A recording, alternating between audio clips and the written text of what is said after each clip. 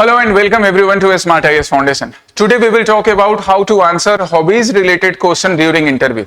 जैसा कि हम सब जानते हैं that APSC has released the notification, the update for the upcoming CCE interview, जो कि 20th of जनवरी से स्टार्ट होने वाला है। 19th को डॉक्यूमेंट वेरिफिकेशन होगा और 20th से रोल नंबर के अकॉर्डिंग आपकी इंटरव्यू स्टार्ट हो जाएगी। इसको लेकर स्मार्ट आईएएस फाउंडेशन में डेफ एनालिसिस का प्रोग्राम जनवरी 5th से कंटिन्यू है। इस डेफ एनालिसिस को हम ऑफलाइन और ऑनलाइन दोनों मीडियम में करते हैं। एक डिटेल वीडियो में मैंने आपको समझा दिया है कि डेफ एनालिसिस क्यों जरूरी है, क्योंकि इंटरव्यू में जाने से पहले आप अपने डिटेल्ड एप्लीकेशन फॉर्म या मेंस के टाइम में जो आपने फॉर्म भरा था एटलीस्ट उसे तो अच्छे से जान लो, क्योंकि वहां से क्वेश्चंस बनेंगे आपके पर्सनैलिटी टेस्ट में। ये ऑफलाइन और ऑनलाइन दोनों मीडियम में हो रहा है। अगर आप गुवाहाटी हमारे सेंटर को विजिट कर सकते हैं तो हमारे साथ बैठकर अपना डेफ एनालिसिस कर लें। And if you are living outside Guwahati and are unable to visit here, then you can meet us through Google Meet और जूम एंड देन वहां पे डेफ एनालिसिस कर सकते हैं। मॉक इंटरव्यू के डेट्स भी हम जल्द अनाउंस करेंगे। सो डेफ एनालिसिस के बाद मॉक इंटरव्यू में अपीयर होकर आप फाइनली अपने पर्सनैलिटी टेस्ट या इंटरव्यू के लिए पूरी तरह से रेडी हो जाओगे। अब इन डेफ एनालिसिस से जो रिसेंट में अभी डेफ एनालिसिस हुए और पास्ट ईयर के जो भी इंटरव्यूज होते थे, मॉक इंटरव्यूज हुए या डेफ एनालिसिस हुए, उन सबसे एक बात निकल कर आई, क्या कि एस्पिरेंट ना अपने हॉबीज रिलेटेड क्वेश्चन को लेकर पूरी तरह से प्रिपेयर नहीं होते हैं। दो टाइप के एस्पिरेंट्स के आंसर होते हैं। एक तो कि सर हमारा हॉबीज प्रिपेयर नहीं है, क्या आंसर करें सर हम। और दूसरा ये कि अब जो सुने सुनाए कुछ हॉबीज होते हैं, reading novels, writing, going gym, doing yoga, ये आंसर्स बता देते हैं। लेकिन इसे किस तरह से आंसर करना है, जैसे मैं एक एग्जांपल देता हूं कि एक एस्पिरेंट आया, आइदर बॉय और गर्ल, कि सर मैं जिम जाता हूं, जिम जानी मेरी हॉबी है। अब जिम आप बॉडी बिल्डिंग के लिए जा रहे हो, एथलीट बनने के लिए जा रहे हो, लेकिन इसका सिविल सर्विसेज के साथ रिलेशन कैसे एस्टेब्लिश होगा, ये अगर आप नहीं बता पाओगे अपने इंटरव्यू में, तो how can you expect good marks. वही आज हम डिस्कस करेंगे कि हमें हॉबीज के आंसर बताने के लिए सबसे पहले क्या पॉइंट्स अपने दिमाग में रखने हैं एंड फिर कुछ कॉमन हॉबीज, उनसे रिलेटेड क्या क्वेश्चंस बन सकते हैं, कैसे हमें उन हॉबीज रिलेटेड क्वेश्चंस को टैकल करना है, कैसे आंसर देना है।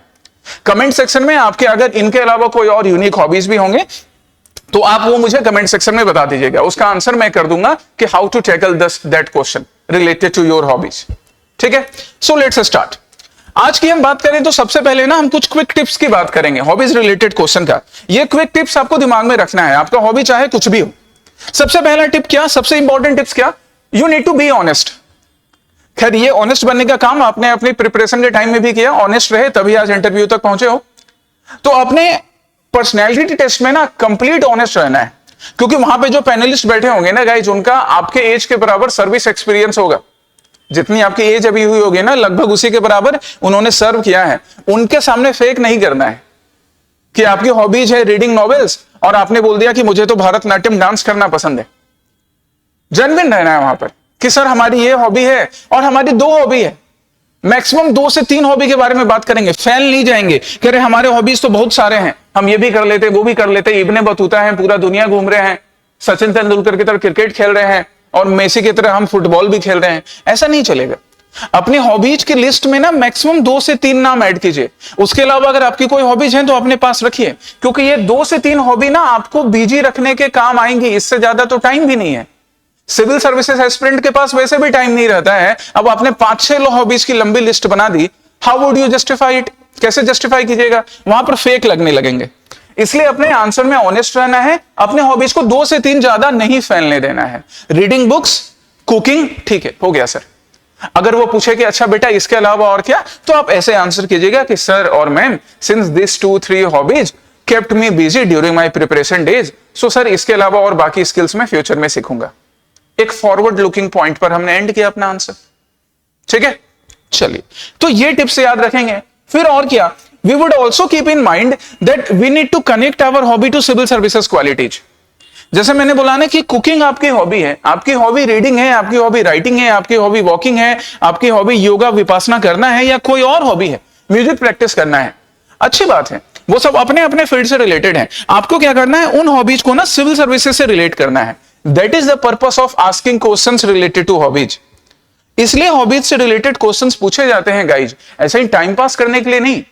जो पैनलिस्ट होते हैं they are respected, they have rich experience, और एपीएससी हो, यूपीएससी हो या और भी कोई एग्जामिनेशंस हो, इंटरव्यू ने एक बड़ा इंपॉर्टेंट स्टेज होता है। वहां टाइम पास के लिए ऐसे बातें नहीं की जाती हैं, आपके पर्सनैलिटी को असेस किया जाता है। तो आपकी जो हॉबीज हैं उसको सिविल सर्विसेज से लिंक करना है, वो चीज आज मैं दिखाऊंगा तुम्हें कुछ हॉबीज का एग्जांपल लेकर। एंड अब हम जब यूपीएससी में अपीयर होंगे तो वहां पे यूपीएससी के अकॉर्डिंग थोड़े अपने आंसर्स को हम मोल्ड करते हैं। आज हम एपीएससी सीसी इंटरव्यू की बात कर रहे हैं, तो we need to use the Assam context in our answer. अगर आप सपोज अरुणाचल पीसीएस में अपीयर करोगे, by the way today we are talking about APSC CC, तो आप अरुणाचल में अपीयर कर रहे हो या मेघालय में या नागालैंड में या बिहार में या उत्तर प्रदेश में, गुजरात में, तमिलनाडु में, तो स्टेट के साथ ना उसको कनेक्ट कीजिएगा। ये रूटेडनेस को दिखाता है कि आप जमीन से जुड़े हो और उस जमीन के साथ आपके ताल्लुकात, आपके रिलेशन होने जरूरी हैं, तब जाकर उस स्टेट पीसेस में आप अच्छा सर्व कर सकते हैं। तो अगर आपकी हॉबी कुकिंग है तो आप अपने हॉबी में कुकिंग में ये ध्यान रखिए कि आपको पिठा बनाना थोड़ा तो आता हो, कैसे पिठा बनाया जाता है, पिठा गुड़ी कैसे प्रिपेयर किया जा रहा है, वगैरह वगैरह। आपकी हॉबी राइटिंग है, आपकी हॉबी रीडिंग है, तो आप ठीक है, आप वर्ड्सवर्थ को पढ़िए, आप पंडित नेहरू को पढ़िए, है ना, आप चोल संगम लिटरेचर को पढ़िए, सब अच्छी बात है। लेकिन उसके साथ साथ आसाम में साहित्य के फील्ड में कई लोगों ने योगदान दिया है, अनमैच्ड कंट्रीब्यूशन है, उनके बारे में भी जानिए, उनके बारे में भी पढ़िए। तो आपका जो आसाम का कॉन्टेक्स्ट है ना, जो लोकल कॉन्टेक्स्ट है, वो चीज ध्यान में रखना है। ये स्टेट पीसीएस के पैनलिस्ट को बड़ा पसंद आता है, राइट? तो ये हमारे क्विक टिप्स हो गए जो आपको ध्यान में रखने हैं। And last but not the least, you need to keep yourself staying calm, natural throughout the interview. ना सिर्फ हॉबीज रिलेटेड क्वेश्चन में बल्कि बाकी चीजों में भी, है ना। ये पर्सनैलिटी टेस्ट है, नॉलेज टेस्ट नहीं है। जितना नॉलेज टेस्ट करना था ना जनरल स्टडीज से रिलेटेड, जस्ट अ मिनट,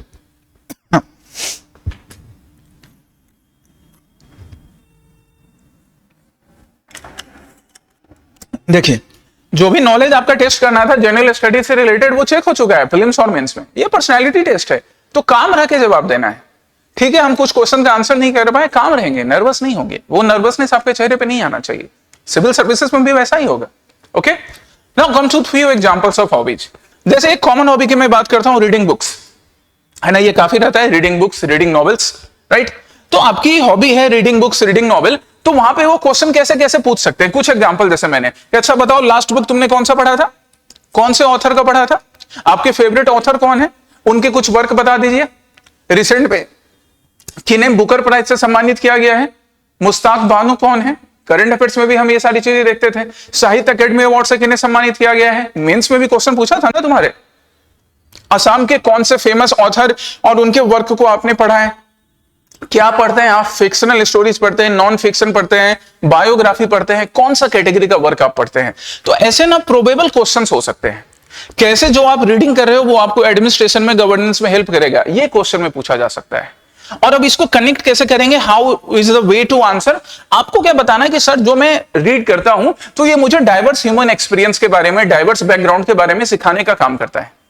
जैसे अगर आप कोई लिटरेचर पढ़े हो जहां पे किन्होंने लिखा है कि अच्छा एक पर्टिकुलर ट्राइब के बारे में लिखने का काम किया, फीमेल्स के प्रॉब्लम के लिखने के बारे में काम किया, है ना, इश्यूज ऑफ फ्लड के बारे में किसी ने लिखा है, किसी ने लिखा है कि किस तरह से यूथ अपने आप को आसाम में म्यूजिक के फील्ड में, आर्ट के फील्ड में, साइंस के फील्ड में अपना योगदान दे सकता है, इंडिपेंडेंस के टाइम में कैसे लोगों ने काम किया।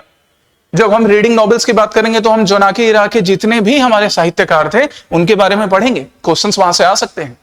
तो इस तरह से सिविल सर्विस के साथ ना उसको कनेक्ट करना है, बताना है कि आपकी जो रीडिंग की स्किल है वो रीडिंग की स्किल आपको आसाम के साथ कनेक्ट करती है, उसी आसामीज सोसाइटी में आप सर्व करने जाने वाले हो, है ना। तो अपने आंसर्स में ये चीजें प्रेजेंट करनी है। हाँ, इसके अलावा आप किसी बाकी इंडिया के दूसरे पार्ट में भी जो हमारे जो लॉरेट्स हैं उनका पढ़ रहे हैं, उनके ऑथर के वर्क्स पढ़ रहे हैं, या किसी फॉरेन ऑथर के वर्क्स को भी पढ़ रहे हैं, अच्छी बात है, उसमें कोई दिक्कत नहीं है।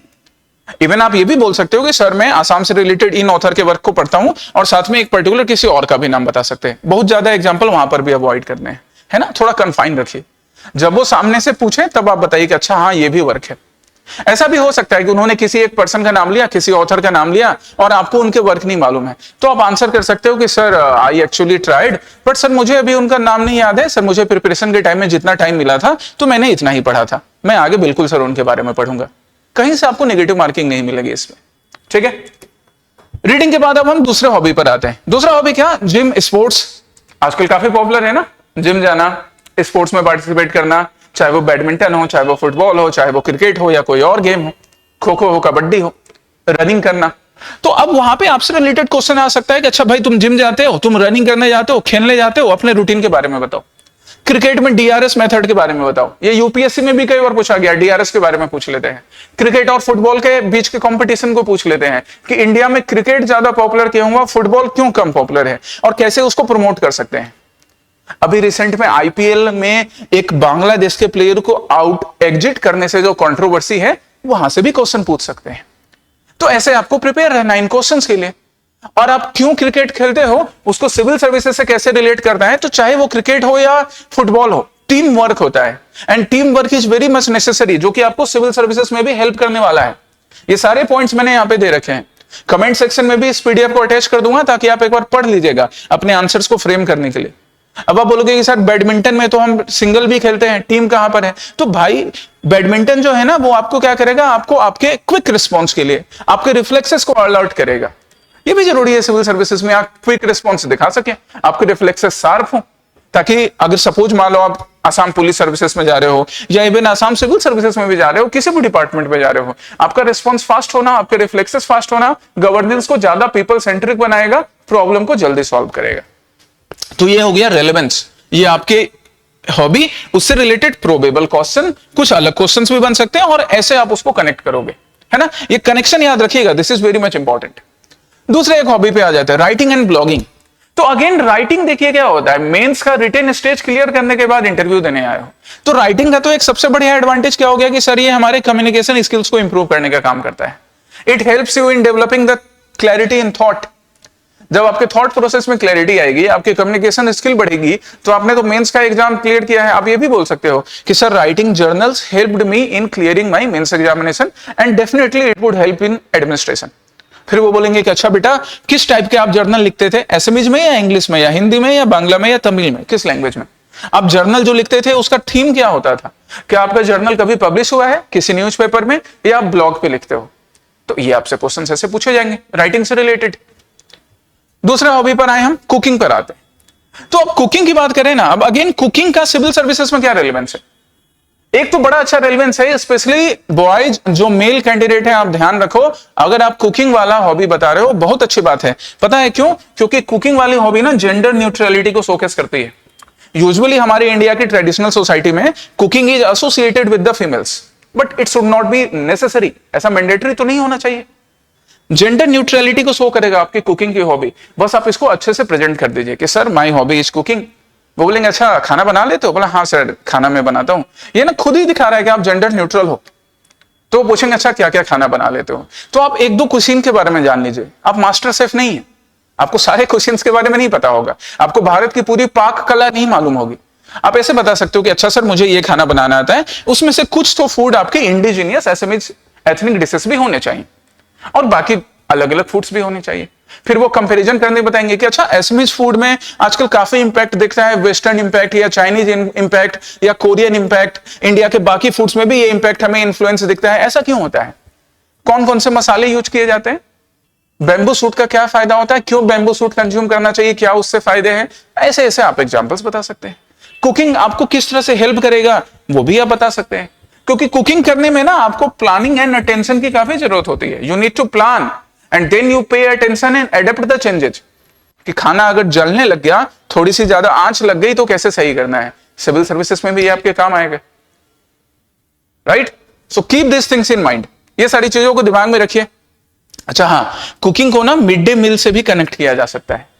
तो मिड डे मील भी, और ये करंट अफेयर्स में अभी चल रहा है, कई स्टेट्स ने सेंट्रल गवर्नमेंट से डिमांड किया है कि मिड डे मील में ब्रेकफास्ट को भी इंक्लूड करना चाहिए। अभी इंक्लूडेड नहीं है, हालांकि तमिलनाडु ने अपने तरफ से मिड डे मील में ब्रेकफास्ट इंक्लूड कर दिया, बट सेंट्रल गवर्नमेंट की जो स्कीम है पीएम पोषण, अभी प्री सिक्योर में मैंने डिस्कस किया है, स्मार्ट आईएएस में, करंट अफेयर्स में, पीएम पोषण में अभी मिड डे मील जिसको हम पहले बुलाते थे उसमें ब्रेकफास्ट इंक्लूड नहीं है, कई स्टेट ने डिमांड किया है। तो यहां से क्वेश्चंस ऐसे बन सकते हैं कनेक्ट करके, ठीक है, आपको ऐसे प्रिपेयर होना है।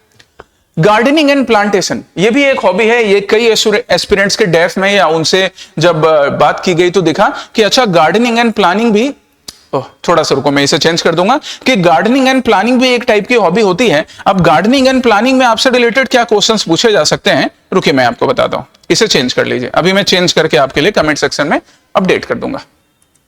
ये वाला पार्ट अभी आप अभी के लिए इग्नोर करो, चलिए, तो गार्डनिंग एंड प्लानिंग से क्वेश्चंस आपसे कैसे पूछे जाएंगे? वो आपसे पूछेंगे कि अच्छा गार्डनिंग कहां पर करते हो, तो आप बोल सकते हो कि सर मेरे घर में थोड़ी सी जगह है बालकनी में या टेरेस पे, वहां मैं गार्डनिंग करने का काम करता हूं। अब देन वो उनका नेक्स्ट क्वेश्चन ऐसा हो सकता है कि अच्छा टेरेस गार्डनिंग के लिए क्या क्या चीजें रिक्वायर्ड होती है, क्या ये हमारे छत को खराब कर देता है क्या?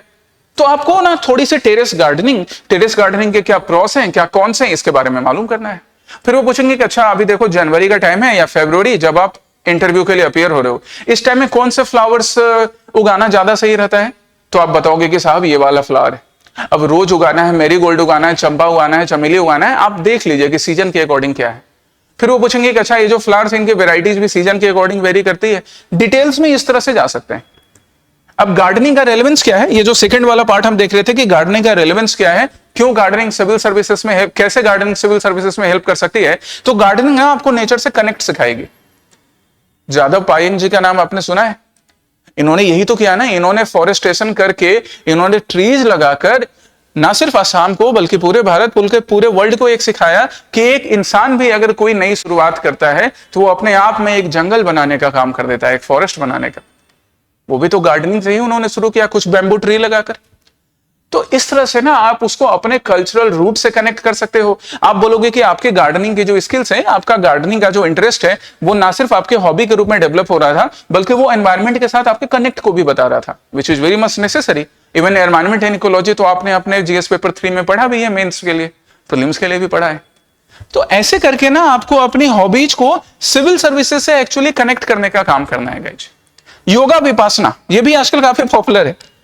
वैसे एक क्वेश्चन जो मैंने पूछा है, कई एस्पिरेंट्स है, इवन यूपीएससी के एस्पिरेंट भी इसका जवाब नहीं दे पाए, तुमसे भी पूछा जा सकता है कि विपासना और मेडिटेशन में क्या डिफरेंस है, विपासना का ओरिजिन क्या है। कई स्टूडेंट सुनकर तो आ जाते हैं, अपने डेफ में लिख लेते हैं या बोलने के टाइम में हॉबी में बता देते हैं कि विपासना हमारी हॉबी है। अब विपासना का ओरिजिन बुद्ध से होता है या बाकी इंडियन स्कूल ऑफ फिलोसफी या किसी मेडिटेशन से होता है, इसके बारे में जानते नहीं है, तो वहां आप पढ़िए। विपासना मेडिटेशन का एक बेसिक सा डिफरेंस है। देखो मेडिटेशन ने एक अम्ब्रेला है, इस मेडिटेशन के अंदर विपासना एक पार्ट हो गया, मतलब उस अम्ब्रेला का एक स्पोक, एक स्पाइक क्या हो गया, Vipassana. Meditation is a large umbrella, is a large set, और उस लार्ज सेट का एक पार्ट क्या हो गया हमारा, विपासना। मेनली ये आपको हेल्प क्या करेगा ना, ये हेल्प आपको करेगा अपने माइंड रिफ्लेक्सेस को कंट्रोल करना, कि किसी भी सिचुएशन के केस में आप रिएक्ट ना करें, सही से रिस्पॉन्ड करें, which is necessary in civil services, specially in those cases where pressure would mount upon you, जहां आपके ऊपर प्रेशर बढ़ता जाएगा। विपासना आपको हेल्प करेगा to accept the things in its real manner, जैसा है वो चीज उसी फॉर्म में एक्सेप्ट करना, कि सर मैं रेडी हूं कि मेरा सिविल सर्विसेज का अभी मैं इंटरव्यू दे रहा हूं, इंटरव्यू का रिजल्ट जो भी आएगा आई वुड एक्सेप्ट इट। आप में से कई ऐसे एस्पिरेंट होंगे जिन्होंने 2, 3, 4 अटेम्प्ट पहले भी दिया होगा पर क्लियर नहीं हुआ, जिन्होंने आज से 4, 5 साल पहले ग्रेजुएशन कंप्लीट किया होगा पर आज तक एक परमानेंट नौकरी नहीं मिल पाई शायद। आप वहां पे बोल सकते हो कि सर विपासना ने मुझे हेल्प किया चीजों को एक्सेप्ट करने में, कि ठीक है अभी मुझे टाइम लग रहा है, I accepted it and then I was continuing my preparation. तो देखिए आपकी हॉबी आपके आंसर को जस्टिफाई कर रही है कि क्यों आपको 4 साल 5 साल लग गए। ठीक है, बाकी फिर उसके बाद पतंजलि से रिलेटेड, विपासना मेडिटेशन से रिलेटेड, सूर्य नमस्कार से रिलेटेड, इंटरनेशनल योग डे से रिलेटेड, उसके रेलेवेंस से रिलेटेड ऐसे क्वेश्चन बन सकते हैं। ये आपके प्रोबेबल क्वेश्चंस हो जाएंगे इस विपासना योग वाले आपके हॉबी से। अब लास्ट में इस सेशन को कंक्लूड करने से पहले मैं कंक्लूड क्या कर रहा हूं, कैसे कंक्लूड मैं करना चाहता हूं कि आपको ना किस पॉइंट पे ऐड करना है, पॉजिटिव नोट पे एंड करना है अपने आंसर को, फॉरवर्ड लुकिंग, कि सर मैंने ये हॉबी के बारे में बताया और उन्होंने कोई एक अलग सा ही क्वेश्चन पूछ दिया, अतरंगी सा सवाल, यूनिक सा क्वेश्चन, आपको आंसर नहीं पता है, नर्वस मत होइए। आप बोलिए कि सर सिंस मैं हॉबी को परस्यू कर रहा था तो सर मैं इतना सीख पाया अपने प्रिपरेशन में, I will definitely look into it sir, मैं बिल्कुल देखूंगा सर इसके बारे में। आपकी कोई हॉबी है, क्रिकेट आपकी हॉबी है, इसका मतलब नहीं कि आप क्रिकेट के अंपायर हो जाएंगे, क्रिकेट के कोच हो जाएंगे। योग आपकी हॉबी है, इसका मतलब नहीं कि आप योगा ट्रेनर हो जाएंगे। तो अगर किसी जगह फंसे तो उसको एक्सेप्ट कीजिएगा पॉजिटिव नोट पे कि सर मैंने हॉबी के रूप में इतना परस्यू किया, then I will sir learn, definitely I will learn sir. ठीक है, पॉजिटिव नोट पे, है ना। अपने रिफ्लेक्शंस को कंट्रोल करना है, बैलेंस्ड आंसर देना है, मैच्योरिटी दिखाते हुए। वही मैच्योरिटी दिखा रहे थे हम जब हम सिविल सर्विसेज से कनेक्ट कर रहे थे अपने हॉबीज को, राइट। क्रॉस क्वेश्चंस को ग्रेसफुली अटेंड करना है।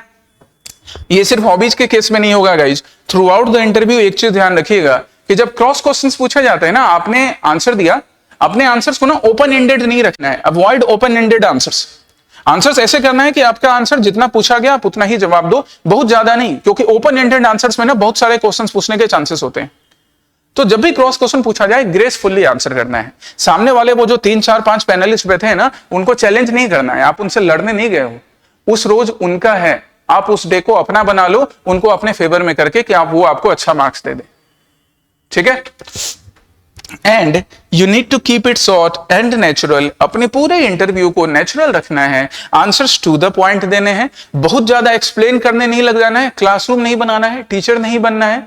आप एक बार आंसर कीजिए, टू द पॉइंट ब्रीफ रखिए, वो फिर से बोले और बताओ, आप और बता सकते हो, लिंक बताइए, जहां पर नहीं बता सकते हैं आप ग्रेसफुल्ली एक्सेप्ट कीजिए कि सर इतना मुझे पता था, I will definitely look into it. इंसान का इंटरव्यू हो रहा है, वो चैट जीपीटी या एआई का इंटरव्यू नहीं कर रहे हैं जिसको सब चीज मालूम है। इवन चैट जीपीटी एआई वाले ये सब भी जो चीज है ना, इनके पास भी हर सवाल का जवाब नहीं है। Okay, so keep these things in mind. अगले बार जब आप डेफ एनालिसिस के लिए अपेयर कीजिएगा, मॉक इंटरव्यू के लिए अपेयर कीजिएगा और एक्चुअल इंटरव्यू के लिए अपेयर कीजिएगा, तो आई होप कि आपके हॉबीज रिलेटेड क्वेश्चंस प्रिपेयर होंगे। ऐसे और इंटरव्यू से रिलेटेड और भी जो हेल्पफुल टिप्स होंगे हॉबीज के अलावा, वो भी हम स्मार्ट आईएएस फाउंडेशन में आपके लिए लाते रहेंगे ताकि आपकी इंटरव्यू की तैयारी अच्छी हो। Okay, so all the best again, जय हिंद।